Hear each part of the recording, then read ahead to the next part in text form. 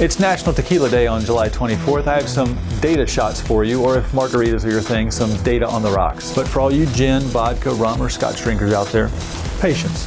We'll get there. In this episode of Trade Matters, in honor of National Tequila Day, is that really a thing? A look at where our imported spirits come from, and perhaps more importantly, what states can lay claim to bragging rights as the largest consumers. First, tequila. It will hardly surprise you or anyone else that Moldova ranked third last year, trailing Canada and, oh yeah, Mexico. Actually, Mexico accounted for 99.99% of all imports, followed by Canada, 0.07%, and Moldova, 0.001%. But let's look at where that tequila is going, according to the U.S. Census Bureau data. There are any number of factors that can influence what the Census Bureau calls its destination data. Population, of course, is perhaps the leading factor, as you'll see with other spirits as well.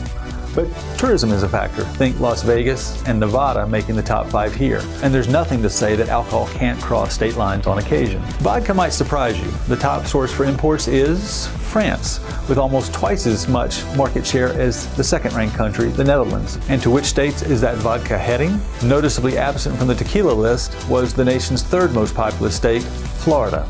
Perhaps that's because I'm a Florida resident, are awash in vodka. Or perhaps gin. Though despite a greater than 20% market share, the Sunshine State gets nudged from the top spot by the Garden State. Gin, like tequila, largely comes from one place, a supply chain firmly in place, the United Kingdom.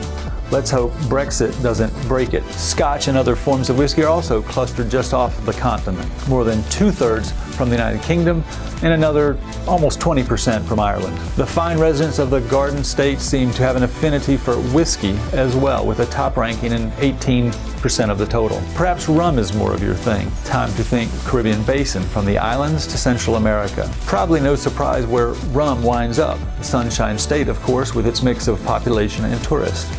So enjoy National Tequila Day. And remember, if you find you've reached for one too many, you are best to reach for that other import, your cell phone, and hail a ride. From outside the Beltway and inside the number, this is Ken Roberts. Thanks for watching another episode of Trade Matters.